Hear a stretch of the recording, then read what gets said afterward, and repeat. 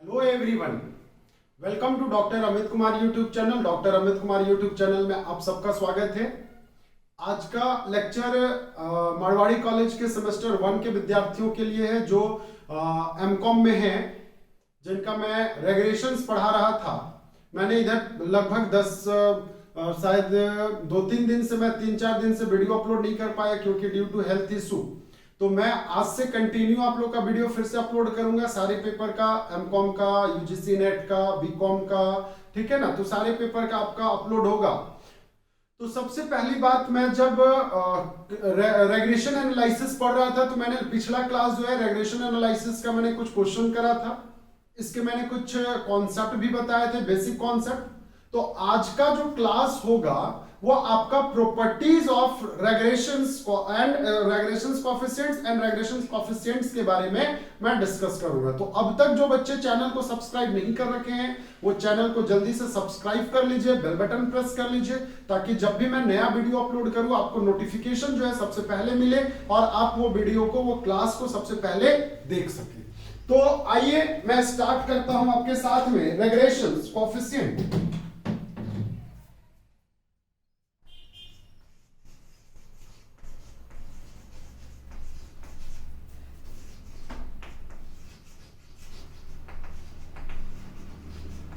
रेग्रेशंस coefficient, ठीक है ना। तो रेग्रेशंस कोएफिशिएंट जो है हमने आपको 2 लाइन बताया था। एक तो आपका एक्स एक्सिस वाला कॉन्सेप्ट था, एक आपका कॉन्सेप्ट जो था वो एक्स ऑन वाई था और वाई ऑन एक्स था। तो पहला कॉन्सेप्ट है यहां पे रेग्रेशंस coefficient of x on y, regressions coefficients of x on y। तो regressions coefficients of x on y में मैंने एक कॉन्सेप्ट बताना, वो कॉन्सेप्ट थोड़ा ध्यान से समझोगे आप सभी लोग, क्योंकि मैंने ये ऑलरेडी आपको पहले भी डिस्कस कर रखा था आपके साथ में। तो यहां पे हम लिखेंगे सीधा सा bxy। क्यों भाई? क्योंकि ये x और y है, तो bxy is equal to r बोले तो आपका क्या चीज, correlation multiplied by standard deviation x और स्टैंडर्ड डेविएशन y। तो ये आपका कॉन्सेप्ट जो है, आपका रेग्रेशंस का कॉन्सेप्ट होता है, रेग्रेशंस कोएफिशिएंट्स का कॉन्सेप्ट होता है x और y का। यहां पे व्हेन लिखेंगे हम लोग, जब when deviations are taken from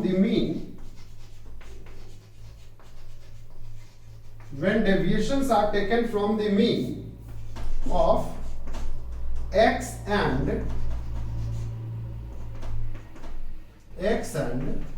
y, then the regressions coefficient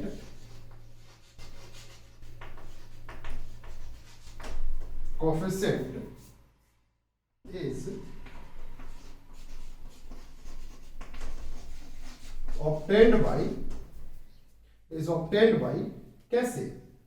तो bxy is equal to summation xy divided by summation y square ना।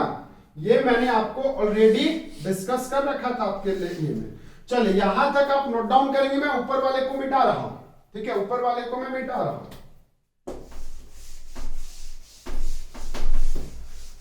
सबसे पहले मैंने लिखा कि अगर डेविएशंस आप mean of x and y पे निकालते हैं तो रेग्रेशंस ऑब्टेन जो है आपका ऐसे निकलता है। दूसरा केस है व्हेन, लेकिन यही चीज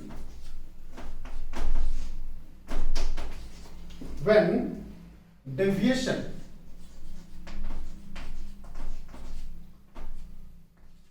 deviations are taken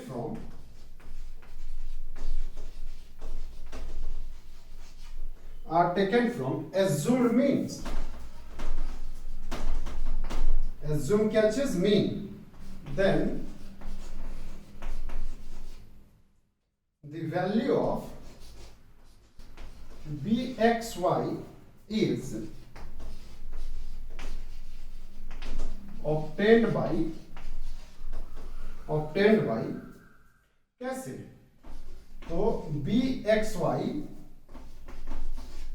अगर देखो मीन अगर है तो आप ये फॉर्मूला यूज करेंगे, लेकिन अगर एज्यूम्ड मीन है तो एज्यूम मीन में भैया डेविएशन आ जाता है। तो डेविएशन मतलब क्या, n summation dx summation dy minus summation dx multiple summation dy divided by n summation dy square minus summation dy का होल स्क्वायर। यही कॉन्सेप्ट जाएगा और इसमें कोई कॉन्सेप्ट नहीं जाएगा, समझेंगे चीजों को, है ना। चलिए, तो ये तो आपका क्लियर हो गया।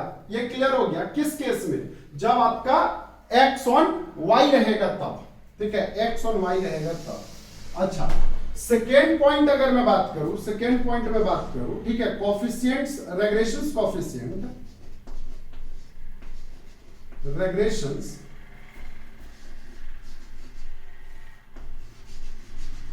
regressions coefficients of y on x की बात करें तो जस्ट ऑपोजिट मतलब यहां पे byx इज इक्वल टू, तो अगर हम yx की बात करें तो byx is equal to r ले लेंगे, है ना, standard deviation y divided by standard deviation x।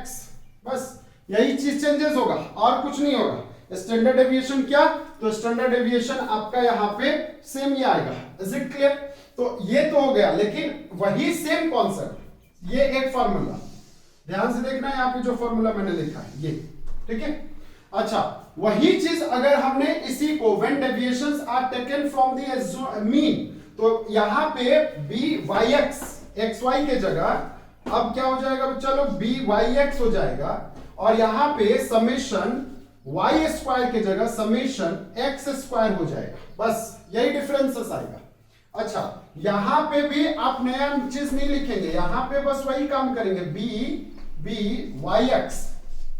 yx में ये वैल्यू में और ये वैल्यू में आपका किसी भी प्रकार का कोई चेंजेस नहीं होगा, क्योंकि वो तो आपका कांस्टेंट होगा।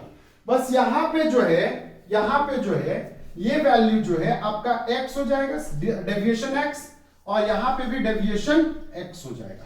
क्यों? क्योंकि हमारा जो बेस है वो हमारा क्या है, x है, तो x पे वेरिएबल आ जाएगा। Is it clear? जैसे यहां पे x लिया था वैसे ही मैं यहां पे भी x कंसीडर करूंगा। Is it clear? चलिए इसको नोट डाउन करेंगे। मैं इसके आगे इसका कुछ प्रॉपर्टीज की बातें करता हूं कि रेग्रेशंस इक्वेशंस जो है, रेग्रेशंस कोएफिशिएंट्स का प्रॉपर्टीज क्या होता है, ठीक है ना। तो चलिए इसको यहां तक नोट डाउन करेंगे आप लोग, है ना।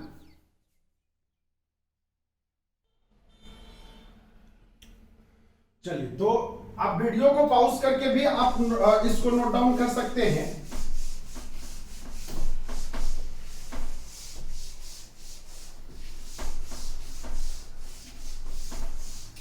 मैं बातें करता हूं थोड़ा सा properties of the regressions coefficient, ये बहुत इंपॉर्टेंट है।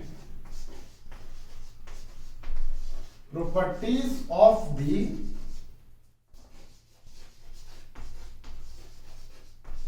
रेग्रेशंस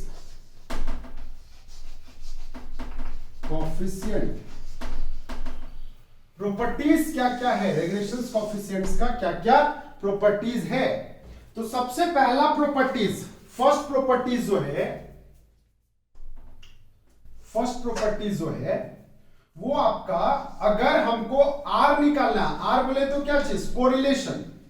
तो कोरिलेशन जो है, अगर हमने यहां पे bxy मल्टीपल byx अगर निकाल ले तो इसका वैल्यू और कोरिलेशन का वैल्यू बिल्कुल सेम होगा। कहने का मतलब यहां पे अगर हम इसको प्रूफ करना चाहे तो हम प्रूफ भी कर सकते हैं। देखो मेरे को एक बात बताना, bxy है ना, b x y is equal to मैंने आपको बताया था r multiplied by standard deviation x divided by standard deviation y. ये मैंने इसके बारे में बताया था, इज इट क्लियर, इसके बारे में बताया था। अब मेरे को एक बात बताना, and b y x is equal to r standard deviation y divided by standard deviation x, ये है। तो अब इसके आगे अगर आ जाओ, इसके आगे अगर आ जाओ, हम यहां पे अगर ये काम करें, देखना ध्यान से, अंडर रूट, तो b x y multiple b y x, तो क्या हम इसको ऐसे नहीं लिख सकते, बताओ तो, क्या इसको हम ऐसे नहीं लिख सकते, r standard deviation x divided by standard deviation y multiple r standard deviation y divided by standard deviation x, ये ले सकते हैं कि नहीं ले सकते, बताओ तो सर, आंसर इज यस। बताना, standard deviation standard deviation, standard deviation y standard deviation y, तो हमारा बचा क्या वैल्यू, हमारा यहां पे बचा r का स्क्वायर अंडर रूट, क्योंकि r मल्टीपल r तो क्या r का स्क्वायर, तो क्या हमारा इसका मतलब ये और ये कैंसिल हो गया, तो r का वैल्यू आ गया कि नहीं आ गया, आ गया। तो यही रीजन था, मैंने आपको बताया r जो है आपका bxy मल्टीपल, तो हेंस हमने ये प्रूफ कर दिया कि नहीं कर दिया, कर दिया ना। तो हमने यहां पे देखा पहला प्रॉपर्टी जो है bxy का, bxy और byx का अगर अंडर रूट निकाले प्रोडक्ट का, तो वो जो है आपका क्या होगा, कोरिलेशन के बराबर होगा, क्या होगा, कोरिलेशन के बराबर होगा। चलिए इसको भी नोट डाउन करेंगे फटाफट।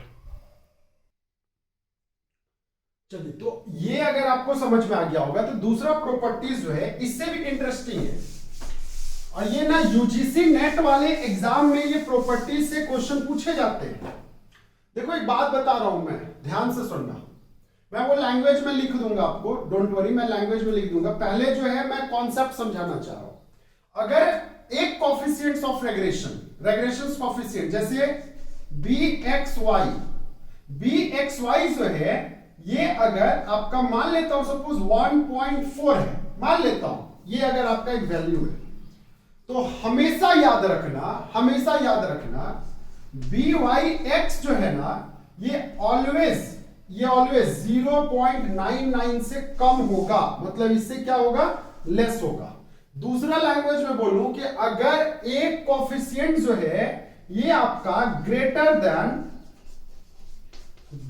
देन यूनिटी होगा, अगर ये यूनिटी से क्या होगा, ज्यादा होगा, ग्रेटर देन क्या होगा बेटा, यूनिटी होगा, तो दूसरा जो है ये ऑटोमेटिकली लेजर देन यूनिटी होगा। यूनिटी मतलब क्या, यूनिट मतलब 1, ठीक है ना, यूनिट मतलब 1। तो ये कॉन्सेप्ट होता है। क्यों ऐसा होता है, क्योंकि मेरे को एक बात बताना, दोनों का मल्टीप्लीकेशन और अंडर रूट जो है वो कोरिलेशन होता है, ठीक है, कोरिलेशन होता है। ये तो मैंने समझाया कि r इज इक्वल टू क्या, तो r is equal to b x y multiple b y x, ये होता है r का वैल्यू। तो अगर मान लेता हूं सहजता के लिए ये मेरा 1.4 है और ये मेरा 1.2 है और इसका अंडर रूट है, तो मेरे को एक बात बताना, आप इसको कैलकुलेट करके घर पे देख सकते हैं। 1.4 मल्टीपल 1.2, ठीक है, ये आ जाएगा अंडर रूट 1.68, और इसका अगर हम रूट निकाले तो ये आ जाएगा 1.29। अब बताना मेरे को एक बात, क्या कोरिलेशन 1.29 पॉसिबल है कभी, तो आंसर इज नो। क्यों नहीं है भाई, क्योंकि मैंने पहले भी बता रखा था कोरिलेशन जो है वो मैक्सिमम 1 होगा। याद करिए, -1 is greater then correlation is lesser than maximum 1, यही वैल्यू मैंने आपको बताया था, याद करिए, यही वैल्यू मैंने आपको बताया था, ठीक है ना। तो ये है कोरिलेशन का प्रॉपर्टीज। तो भैया जब अगर हमने ये काम कर दिया, अगर ये दोनों मेरा यूनिटी से ज्यादा है, बड़ा है, तो मेरे को एक बात बताना, क्या कोरिलेशन 1 पॉइंट से ज्यादा आ जाएगा कि नहीं आ जाएगा, एंड इज इट ट्रू, क्या ये सही है, तो नहीं। अब देखो दूसरा एग्जांपल, अगर मान लेते सपोज इसी केस में एक केस है 1.4, एक केस है 1.4 मल्टीपल, दूसरा केस है 0.6 है, मान लेता हूं सपोज, क्या है बताना, 0.6 है। तो 1.4 मल्टीपल 0.6 अगर कर ले तो ये आ जाएगा अंडर रूट 0.84, और 0.84 का अगर अंडर रूट निकाले तो ये मैक्सिमम वैल्यू जो है 0.916 ये आ रहा है। एंड ये कोरिलेशन हो सकता है, 1 से लेस देन कोरिलेशन हो सकता है। तो इसका कहने का मतलब दूसरा प्रॉपर्टीज ये है कि अगर एक कोएफिशिएंट वैल्यू 1 से ज्यादा आया तो दूसरा ऑटोमेटिकली जो है 1 से कम होगा। ठीक है, 1 से कम होगा। Is it clear? तो चलिए इसको नोट डाउन कर लेंगे, मैं इसको लैंग्वेज में लिख देता हूं ताकि आपको चीज जो है समझ में आ जाए। देखो ऐसा रेग्रेशन तो यकीन मानो आपने कहीं नहीं पढ़ा होगा और कभी नहीं पढ़ा होगा, इतना डेप्थ में तो कभी नहीं पढ़ा होगा। तो दूसरा प्रॉपर्टीज क्या, अगर आपने पढ़ा होगा तो बहुत अच्छी बात है, अगर ये सब चीज आप पढ़े होंगे तो बहुत अच्छी बात है, नहीं पढ़े हो तो कोई बात नहीं, मैंने तो पढ़ा ही दिया है ना, मैंने तो पढ़ा ही दिया। चलिए सेकेंड प्रॉपर्टीज ये बोलता है if one of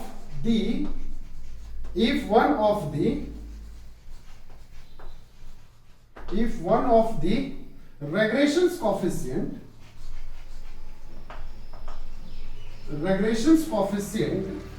is greater than unity, तो then the other must be less than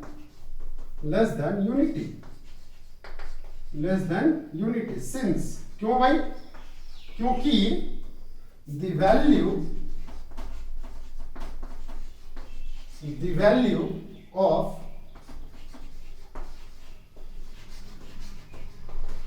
the coefficient of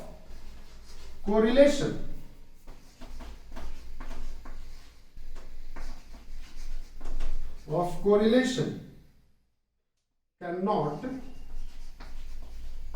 exceed unity कहने का मतलब इकोनॉमिक्स में आपने पढ़ा होगा, मार्केट वाले पेपर में, ठीक ना? तो वो आपका यूनिटी जो है वो 1 को, इकाई को, यूनिटी कहने का मतलब क्या, वो एकता वाला नहीं, यूनिटी कहने का मतलब 1 होता है, ठीक है ना? यूनिटी कहने का मतलब क्या होता है बच्चा? तो यूनिटी कहने का मतलब 1 होता है, ठीक है ना? तो चलिए इसको नोट डाउन करेंगे, मैं इसको मिटा रहा हूं।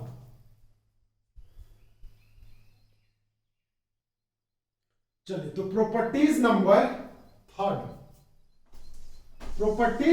थर्ड क्या बोलता है समझ लो। हमारा रेग्रेशंस जो है, अगर bxy का value positive dot dot dot है तो देन byx जो है ये भी आपका पॉजिटिव ही होगा। सिमिलरली देखो मैं लैंग्वेज से इसलिए भी समझा रहा हूं ना क्योंकि आपको ये सारे चीज लैंग्वेज में समझने में कठिनाई होगी। उसी तरह byx xy जो है, अगर ये आपका नेगेटिव है तो देन इसका कहने का मतलब byx जो है वो भी क्या होगा बच्चा, वो भी नेगेटिव होगा। बात को समझेंगे यहां पे, कहने का मतलब दूसरा लैंग्वेज में अगर byx हमारा पॉजिटिव है एंड bxy जो है वो हमारा नेगेटिव है, या फिर byx जो है ये नेगेटिव है एंड bxy जो है ये पॉजिटिव है, तो ये केस जो है आपका रेग्रेशन में कभी भी पॉसिबल नहीं होगा। मतलब रेग्रेशंस में ये बोलता है कि अगर एक इक्वेशन, एक कोएफिशिएंट्स ऑफ रेग्रेशंस, एक रेग्रेशंस कोएफिशिएंट अगर पॉजिटिव है तो दूसरा भी पॉजिटिव ही आएगा, अगर एक नेगेटिव है तो दूसरा भी नेगेटिव ही आएगा। तो ये चीज जो है ना आप अच्छे से याद रखेंगे। देखो ये प्रॉपर्टीज पढ़ने का फायदा ये होता है कि जब हम क्वेश्चन सॉल्व आउट करते हैं तो इससे हमने सही बनाया है या गलत बनाया है इससे पता चल जाता है। अगर मान लेते हो कि मैंने प्रॉपर्टीज, हमें याद है अब हम जब कैलकुलेशन कर रहे हैं तो पता चला कि ये वैल्यू पॉजिटिव आया, ये वैल्यू नेगेटिव आया, तो भैया मैंने कहीं मिस्टेक कर रखा है, चेक करके देख लो, ठीक है ना। तो ये एक बेनिफिट हो जाता है। तो चलिए अगर हम इसको लैंग्वेज में लिखना पसंद करें, लैंग्वेज में लिखना पसंद करें तो ज्यादा कुछ नहीं लिखेंगे, ज्यादा कुछ नहीं लिखेंगे इसका लैंग्वेज में, सीधा सा लिखेंगे बोथ द रेग्रेशंस इक्वेशन, ठीक है ना। वो आपका क्या होगा, पॉजिटिव ही होगा या तो नेगेटिव होगा। मतलब हम यहां पे लिख सकते हैं both the regressions coefficient, both the regressions coefficients will have the same sign, will have the same sign, ठीक है ना। that is they will be either, that is they will be either positive, या तो ये positive होगा या तो और नेगेटिव होगा, या तो ये पॉजिटिव होगा या तो ये नेगेटिव होगा। Is it clear? तो चलिए ये बातें तो आपको थर्ड इक्वेशन में समझ में आ गया, थर्ड प्रॉपर्टी सॉरी। अब अगर मैं फोर्थ प्रॉपर्टीज की बात करूं तो ये इससे भी इंटरेस्टिंग है। इंटरेस्टिंग क्या है समझ लो। फोर्थ प्रॉपर्टीज ये बोलता है इफ, अगर मान लेते हो b y x y and b y x is positive, अगर हमारा ये पॉजिटिव है तो देन आर जो है, r is also positive, r जो है हमारा क्या होगा बताना, पॉजिटिव ही होगा। Is it clear? and vice versa, and vice versa, and vice versa। कहने का मतलब ये हो गया कि अगर बी एक्स वाई जो है पॉजिटिव है एंड बी वाई एक्स जो है ये भी पॉजिटिव है, तो then r is equal to positive, r भी जो निकलेगा वो क्या निकलेगा, पॉजिटिव निकलेगा। एंड अगर बी एक्स वाई जो है ये नेगेटिव है एंड बी वाई एक्स जो है ये भी नेगेटिव है, तो देन आर जो होगा ये भी क्या होगा, नेगेटिव होगा। आर जो है वो क्या होगा, नेगेटिव होगा, ठीक है ना। तो ये कॉन्सेप्ट जो है, ये कॉन्सेप्ट आपका प्रॉपर्टीज नंबर 4 बताता है रेग्रेशंस का। Is it clear? तो रेग्रेशंस का प्रॉपर्टीज जो है, चौथा प्रॉपर्टीज आपको ये मैंने बताया कि अगर आपका बी वाई एक्स, अब इसको लैंग्वेज में लिखने का कोई जरूरत हमें नहीं लगता है, लेकिन मैं लिख देता हूं ताकि आपको समझ में और अच्छे से आ जाए, ठीक है। तो लैंग्वेज में लिखो, the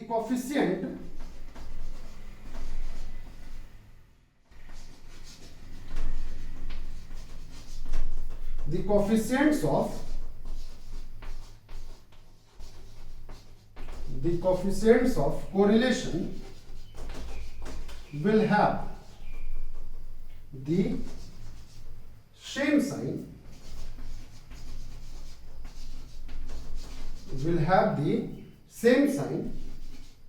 as that of regression coefficient,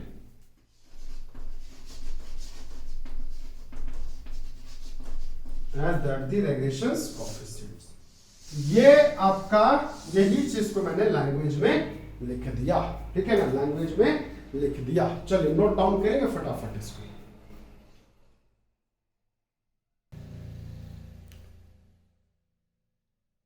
चलिए तो अब ऐसा है, ध्यान से समझोगे। पांचवा प्रॉपर्टीज क्या बोलता है, हमारा b x y plus b y x divided by 2, मतलब हम इसको लैंग्वेज में बोलेंगे तो लैंग्वेज में बोल सकते हैं average of both regressions coefficient is always greater than, ठीक ना। ये हमेशा जो है आर से क्या होगा, बड़ा होगा। मैं अगर एक एग्जांपल से समझाऊं आपको, मान लेता हूं बी एक्स वाई का वैल्यू 0.4 है एंड बी वाई एक्स का वैल्यू 0.8 है। तो मेरे को एक बात बताना, ध्यान से समझोगे यहां पे। सबसे पहली बात, आप इसका एवरेज निकालो तो 0.4 प्लस 0.8, ठीक है ना, डिवाइडेड बाई 2, तो ये आ जाएगा 0.6, है ना। 0 पॉइंट क्या आ जाएगा 6, मतलब ये आया average of both regressions coefficient, both regression coefficient, ये आया, है ना, ये आया। तो मेरे को एक बात बताना, नो अगर हम r का वैल्यू फाइंड करें तो r का वैल्यू कैसे निकलेगा, 0.4 मल्टीपल 0.8, तो ये आ जाएगा 8 चौके 32, तो ये आ जाएगा 0.32, 8 चौके 32, और अगर ये 32 आया 0.4 मल्टीपल 0.8 का रूट, तो ये आ जाएगा, पता है बच्चा कितना, 0.56566 ऐसे। अब मेरे को एक बात बताना, क्या हमारा एवरेज जो है b x y plus b y x divided by 2 is greater than r हो गया कि नहीं हो गया, प्रूफ हुआ कि नहीं हुआ ना। तो ये कॉन्सेप्ट बोलता है इक्वेशन नंबर 5, कहने का मतलब प्रॉपर्टीज नंबर 5, कि अगर हम इसका एवरेज निकाले दोनों का, तो ये R से हमेशा क्या होगा, बड़ा होगा, मतलब R इसके एवरेज से हमेशा छोटा होगा, ठीक है, छोटा होगा। चलिए, ये बातें तो आपको समझ में आ गई होगी। इसके अलावा एक छठा प्रॉपर्टीज जो है वो इससे भी इंपॉर्टेंट है, लेकिन वो आपके क्वेश्चन में पूछे जाते हैं। देखो, एक चीज मैं बता दूं आपको, वो थोड़ी लैंग्वेज पार्ट में है, अगर मैं उसको कॉन्सेप्ट समझाने जाऊं तो बहुत लंबा कॉन्सेप्ट हो जाएगा, इसलिए बस उसको थोड़ा सा आप लिख लेना। Change in origin and change in scale, ठीक है ना, ये चीज होता है। तो मेरे को एक बात बताना, नेक्स्ट लास्ट प्रॉपर्टीज जो है, properties number 6, regressions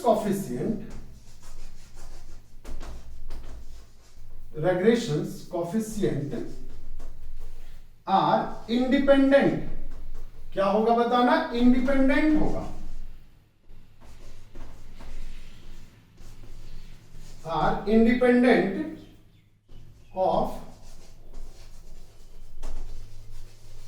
independent of change of origin but not scale, ठीक है ना, नॉट स्केल।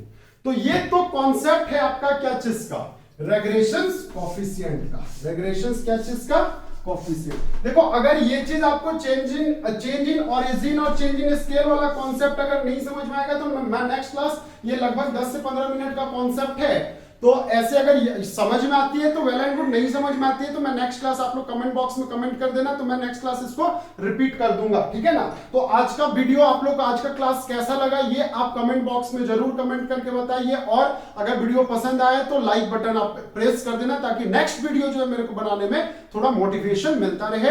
रेग्रेशंस का मात्र एक क्लास बाकी है, रेग्रेशन उसके बाद खत्म। Okay, thank you.